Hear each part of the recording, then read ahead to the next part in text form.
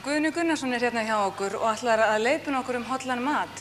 En Guðni mikill áhugamaður hollusamlegt fæði og ritstýrir meðal annars tímariti líkamsrækt og næringu.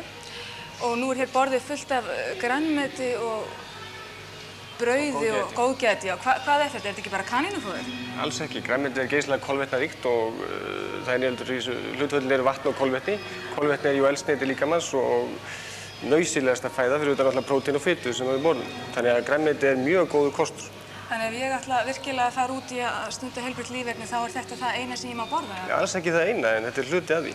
Og málið að borða sem ósnortinna fæðu, sem mest ósnortinna fæðu. Það sem fæðu sem hefur ekki verið verksmiðjuframleidd eða meðhöndluð með litarefnum, rotvarnarefnum eða geymsluhúsefnum meðal annars. Þannig hver þá svona grundvallarregluna fyrir mataræði við ætlum að byggja upp?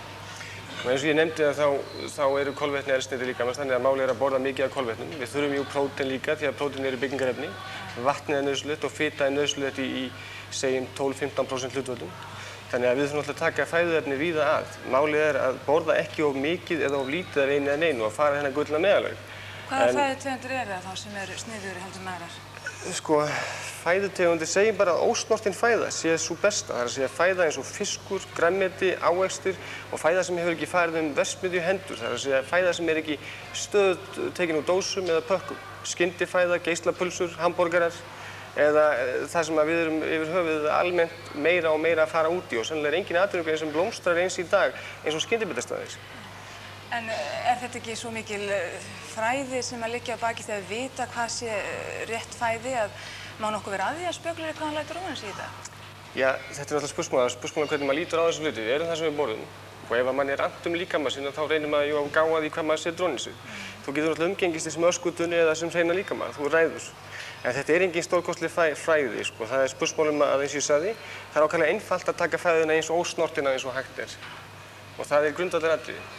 Það er grundvallaratriði og sleppa öllum aukreitis hlutum. Ég sagði ekki sleppa, ég sagði að gæta að því hvað maður gerir og gera það í hófið þá ef maður ætlar. Og nú ef að fólk vil endilega vera í sælgæti og sulli, þá að vega jafnvel upp á móti því með því að borða holla fæðu líka. Já. Og drekka mikla mjólk. Það voru ekki mín orð. Ég mjólk sennilega ágæt í hófi, en þetta er fyrst og fremst fæða fyrir kálfa og ég efa það ekki að brjóstmjólk eða mjóðmjólk sé höll fyrir börn, en ég mælist ekki til þess að fólk drekki of mikið af mjólk frekar en öðru. En nú eru hérna mikið af brauði, er ekki brauð svolítið fitandi? Það má ekki passa sig á því? Sko, brauðin eru kolvetnarík og ef þú borðar kolvetni sem líkaminn brennir ekki, þá talað að kolvetni safni að sér vökva og jafnvel 1 gramm af kolvetni, 3 grömm af vökva. En þetta er náttúrulega, þú verður þá að gefa okkur þá forsenda og sér að borða miklu meira heldur líkaminn brennir. Ef við tökum einfalda bensínvél og þá veitum við það að við getum kannski keyrt 100 km á 10 lítrum. Þannig getum við líka farið með líkama okkar og séð hvað við þurfum margar kaloríur til þess að anna dagþörfum. Þannig að, jú vissulega, ef þú borðar óhóflega mikið af brauði þá getur þú fitnað því. En hvað með svona brauð sem að geymast lon og don eins og maður kynntist því þegar maður bjó í Ameríku að maður átti kannski sama brauð í heila mánuð og það var alveg eins og bragð eftir mánuðinn? Já. Er slík brauð, er það brauð eins og við borðum hér heima á Íslandi? Eru rótvarnarefnin notuð svona mikið? Ég stórefa að vísu að rótvarnarefnin séu notuð eins mikið á Íslandi eins og í Bandaríkjunum, hins vegar þá eru þau notuð hérna. Og það segir sig sjálft að rótvarnarefni geta ekki verið líkamannum holl. Frekar heldur en litarefni, alls konar bragðefni og geymsluhúsefni, hvaða nafni sem þau eru nefnd. Og brauð sem þú getur tekið út úr ísskápnum hjá þér mánuði eftir það er bakað, næstu því í sömu mynd og það var þegar það var sett inn, að ég leyfi mér að efa stórlega hollustu þess. Þannig að það er ekki trefjarík fæða sem það er ræðir, en hvað gera? Það má vel vera að það sé trefjarík fæða, sko, en eins og ég segja þá rótvarnarefnin og þau náttúrulega ganga út úr allan þjófabálk að þau geyma brauðið í mánuð. En hvað gera trefjarnar fyrir okkur? Trefjarnar eru stundum kallaðar öskutunni kallað líkamans. Þær eru ómeltanlegar og það er stuðla að auknu niðurbróti, hjálpa líkamanni við að vinna fæðu. Þær meltast ekki sjálfar en draga í sig jafnvel úrgangsefni og vökva úr líkamannum og stuðla þar leiðandi að betri nýtingu og bættri upptöku á næringarefnum. Og er raun og veru grundvallar fæðutegund. Og sífellt eru menn að gera sér betur grein fyrir því að trefjaríkur kostur er með því betra sem við borðum. Hvernig myndir þú byggja upp daginn eins og þú kannski borðar dagstæðilega? Á hverju byrjaðirðu á mótnana?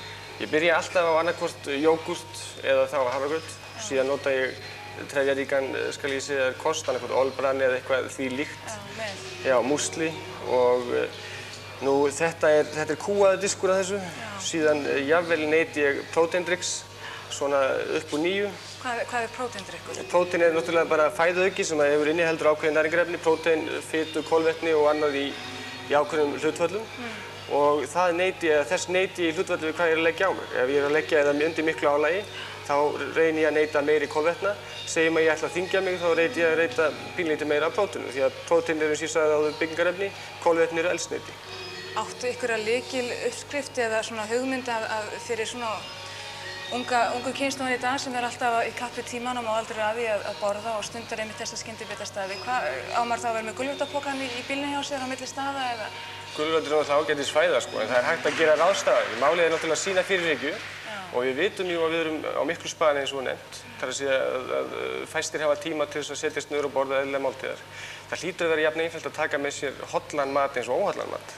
Ef það á að smyrja honum í börnunum á morgnana þá hlýtur að vera jafn flókið dæmi eða einfalt dæmi að smyrja góðan og hollan kost eins og að smyrja óhollan kost. Og þannig hljótum við líka að geta ráðstafað máltíðum dagsins fyrir okkur sjálf. Ekki síst ef við erum fullorðin. En það er nauðsynlegt að maður lifir nú á svona hollri fæðu og lítið af mjólk og lítið af kjöti. Þurfum við að taka vítamín með þessu eða dugir það alveg? Sko það er oft á tíðum þegar ég er spurður að þessu þá líki ég saman tveimur bifreiðum. Annar er á beinni braut og hinn er í torfærum. Torfæribílinn hann hlýtur að fara með meira bensíni og olíu. Það er alveg eins með líkamann. Og ég tala nú ekki ef að fólk lifir á skyndibitafæði sem er yfir höfuð talið vera rusl, þá held ég að fæðubót eins og vítamín, steinefni, prótein, kolvetni séu mjög jákvæður kostur. Og fólk að gera reyna að bæta sér upp þann fæðuskort sem að verður fyrir með því að taka fæðuauka. Einmitt. Eins og maðurinn sagði þá erum við það sem við borðum og endilega höfum það í huga við næstu matarinnkaup en þið megið fara að gera eitthvað annað, við ætlum að smakka á þessu. Ekki fá okkur smá? Jú, endilega. Fáið diskinn hérna.